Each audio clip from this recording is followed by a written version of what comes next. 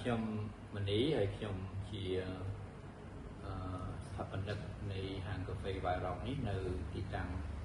នៅផ្លូវមកក្នុងសភៅហើយជិតកន្លែងបែកគោលហើយនៅនេះយើងមានបណ្ណាល័យដែលមានសភៅជាច្រើនអាចអានទាំងសភៅដែលពាក់ព័ន្ធជាមួយនឹងការបណ្ដុះបណ្ដាលជីវកម្មក៏ប្រព័ន្ធជីវកម្មហើយនឹងសភៅគតិយុត្តមួយចំនួនពាក់ព័ន្ធនឹងច្បាប់ហើយនឹងវិនិយោគតែនៅក្នុងដៃខ្ញុំនេះគឺជាសភៅមួយដែលខ្ញុំបានពីការិយាល័យមេធាវីសុខិតណាដែលគាត់មកពុំផ្សាយប្រហែលឆ្នាំកន្លងមកនេះហើយសភៅនេះខ្ញុំគិតថាវាល្អវាបង្ហាញអំពីទស្សនវិជ្ជាច្បាប់ក្នុងការវិនិយោគនៅកម្ពុជាហើយសភៅនេះមាន16ជំពូកហើយជំពូកហ្នឹងវាអាចមានច្បាប់ពាក់ព័ន្ធជាមួយនឹងក្រុមហ៊ុននិងការចុះបញ្ជីហើយច្បាប់ដែលពាក់ព័ន្ធជាមួយនឹងសិទ្ធិនៃការប្រើប្រាស់អញ្ញនទ្រព្យបញ្ហាបរិស្ថានការអភិវឌ្ឍទ្រព្យនិងជាសម្លឹងនេះផ្សេងហើយច្បាប់ការងារបទបញ្ញត្តិផ្សេងបីសញ្ជាតិបាទហើយនៅក្នុង16ជំពូកនេះយើងមានច្បាប់ការគ្រប់គ្រងស្ថាប័នធនាគារការគ្រប់គ្រងសេវាប្តូរប្រាក់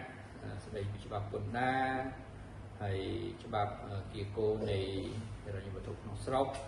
បាទច្បាប់ធានារ៉ាប់រងហើយយើងមានច្បាប់កម្មសិទ្ធិបញ្ញាបាទហើយច្បាប់ផ្សេងទៀតដូចជាច្បាប់នៃការធ្វើការប្រកួតប្រជែងច្បាប់ចែកជាហិរញ្ញវត្ថុច្បាប់វិនិយោគបាទហើយនឹងគតិយុត្តផ្សេងទៀតដែលពលពាណិជ្ជកម្មយើងហើយនឹងការដោះស្រាយវិវាទផ្លូវតុលាការហើយសភៅនេះគឺ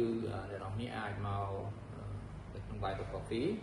ហើយចិត្តបាយគូនគោលផ្លូវមកក្នុងសភៅហ្នឹងហើយវាមានរោងកុននេះដែរមានហាងកាហ្វេហើយអ្នកនរនេះអាចអានបានបើសិនជាមានជំនួយផ្នែកច្បាប់ហើយមានជាខេមរៈភាសាហើយនឹងមានជា